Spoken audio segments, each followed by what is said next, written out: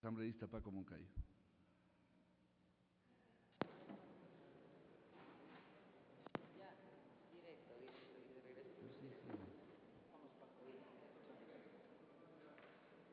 Tenemos una presentación, por favor.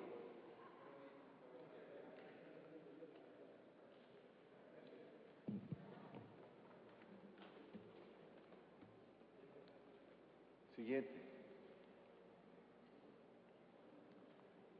Señor presidente, compañeras y compañeros legisladores, quizás en esta intervención voy a dirigirme más hacia la bancada de gobierno que hacia el pleno de la Asamblea, porque quiero recabar de esta parte importante del legislativo una reflexión profunda. En el año 2008, los ecuatorianos aprobamos una constitución que significaba un nuevo pacto social para vivir y progresar en libertad e igualdad en el nuevo siglo. Apoyamos esta constitución porque nos hablaba de una democracia más rica, una democracia en la cual el poder ciudadano tomaría el protagonismo para construir con su inteligencia, voluntad y trabajo la patria nueva.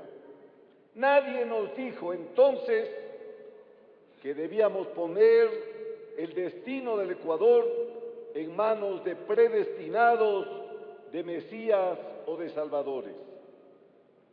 Había llegado el momento de construir una democracia de participación activa y crítica, con una sociedad deliberativa y protagónica, de ser libres para pensar de manera diferente al poder y no ser víctimas de represalias o de represión por el hecho de no estar con el pensamiento oficial.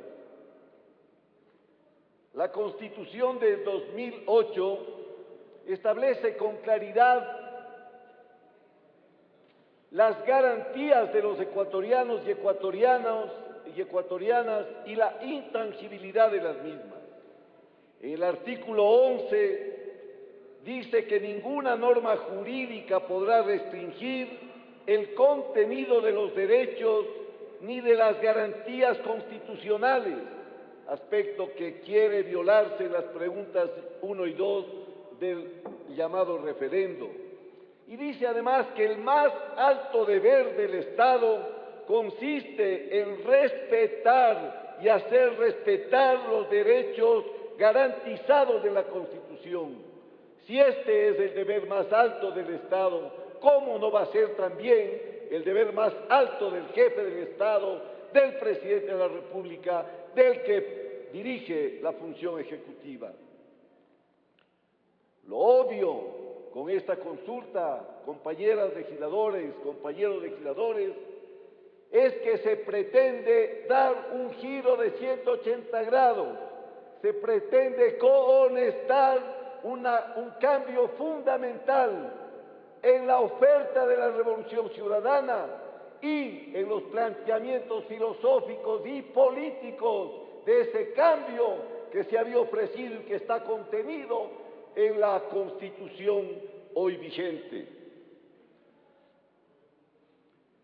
Hoy se quiere simplificar y se escucha el discurso de que lo que se pretende y una mano negra quiere es negarle al pueblo el derecho a ser consultado. Nada más falso.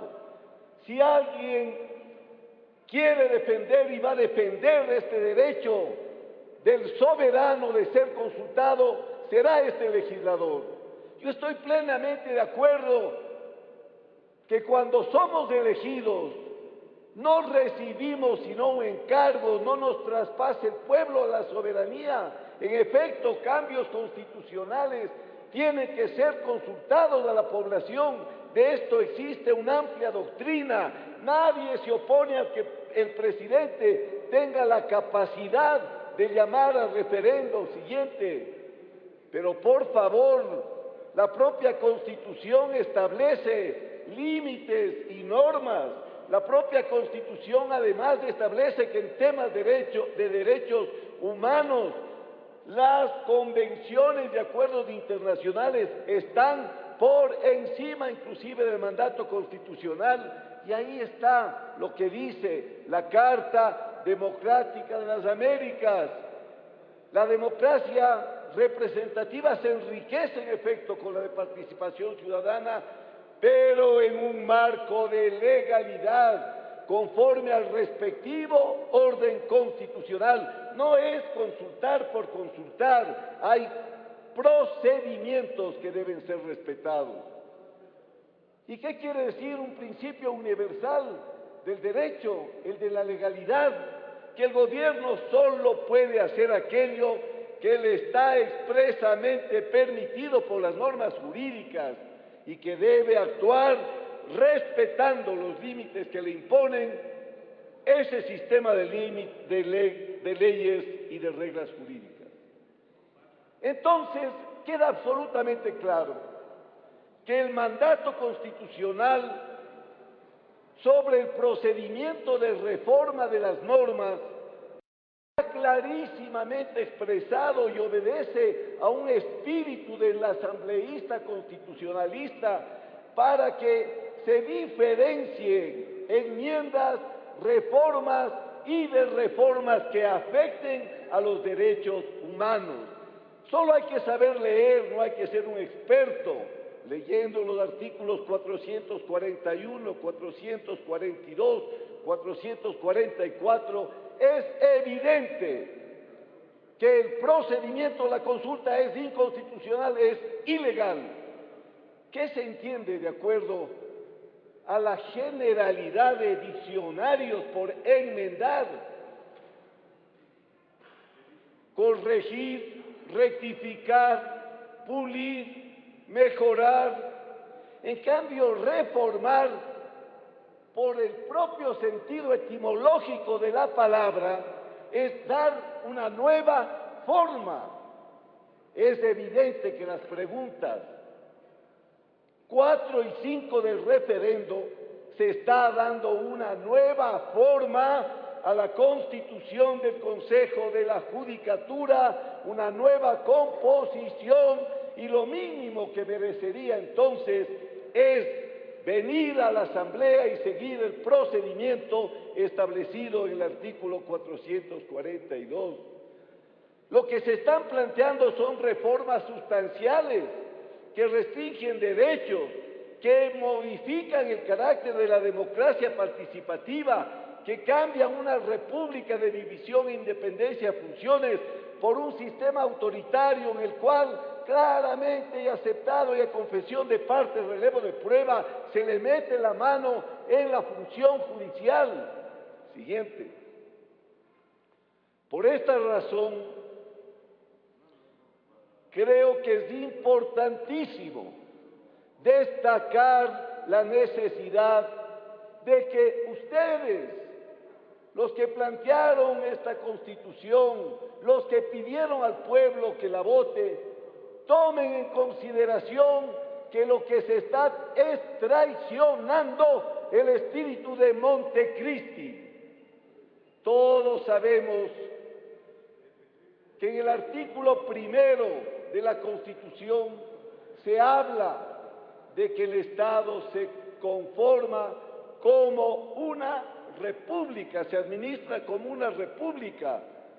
Conforme a los artículos 4 y 5, se acaba con la forma republicana de organización del Estado. La función judicial pierde su autonomía frente a las otras funciones y contradice además muchos mandatos constitucionales. El artículo 168, el artículo 208 que le da funciones precisamente a la novísima función de transparencia y control social, es un atentado contra el alma de la Constitución de Montecristi.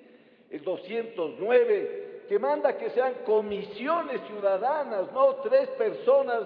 Le queda un minuto. De designación voluntaria del presidente o de otras funciones. las que tengan la capacidad de designar un órgano tan importante como es el Consejo de la Judicatura. Hay los artículos 230, 232, 131, en fin, y para referirnos a las preguntas 1 y 2, ¿a quién se le ocurre que no hay restricción de derechos? Por favor, hay que leer el artículo 77.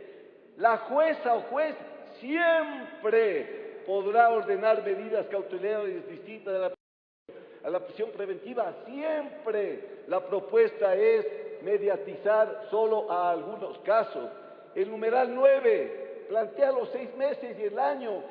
Si vamos a cambiar estos que son derechos fundamentales constantes en la Constitución, hagamos una nueva asamblea constituyente como manda la Constitución, como manda la ley. Finalmente, en este minuto que me queda, quiero hacerle notar a la Asamblea que a lo largo de la historia se ha pretendido utilizar la seguridad, el temor, el miedo y pedirle al pueblo que ceda sus libertades, con dañinos efectos para esos pueblos que cayeron en la trampa y respondieron sí a esas preguntas. No se olvide que el artículo 3, y con esto cierro, señor presidente, de la Declaración Universal de Derechos Humanos señala con claridad: todo individuo tiene derecho a la vida, a la libertad y a la seguridad. Por lo tanto, libertad y seguridad son parte de un solo derecho indivisible. Y pregunto a la Asamblea y le pregunto al pueblo ecuatoriano: ¿estamos dispuestos a sacrificar parte de nuestras libertades y derechos a una presunta seguridad que no va a llegar? Yo creo que la respuesta de todos los demócratas de esta Asamblea y del país será nunca. Gracias, señor presidente.